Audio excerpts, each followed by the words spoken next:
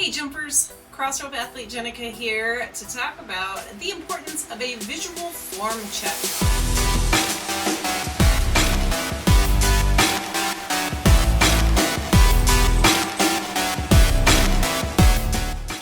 If you find yourself tripping on the same foot every time and you just can't figure out what's going on, or if you're cruising right along through most of your workout and then towards the end you just start to trip more frequently, there could be little tiny form adjustments that you might not know you need to make until you look at yourself jumping. Oftentimes things do not look just like they feel. So we might feel like we've got everything even and we're looking good, and then we look in the mirror and we find one hand's pointing towards the back, or one hand's up higher than the other one, or one of those hands is just kicking it while the other one does all the work. Jumping in front of a mirror can really help with that.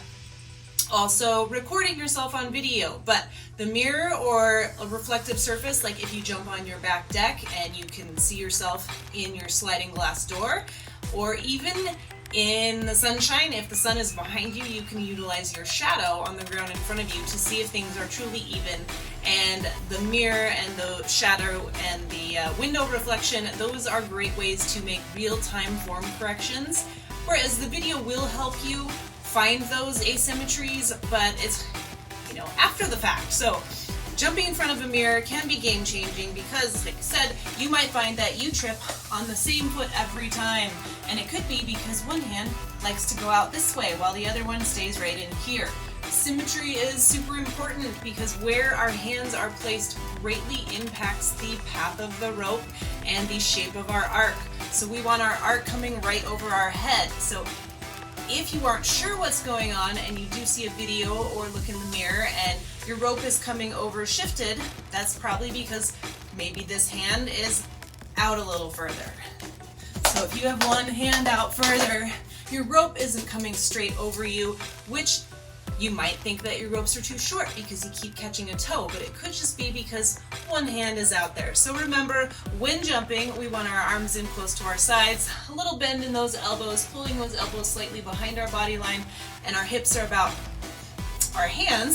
hip height, and the hands we want slightly in front of our body line and pointed slightly towards the front. We don't want our hands towards the back, and we don't want one hand pointed in one direction while the other's pointed in another. So think even in the direction we're pointing, even in the height, even in the width away from our body. So try to keep everything even, and again, you might not feel it. It might feel like everything is nice and even, and then you take a look in the mirror and it suddenly becomes very obvious why you're catching that same toe every time. So mirrors are not just for post-workout selfies. The mirror is an amazing thing to help you make those little form corrections to get you jumping happily along.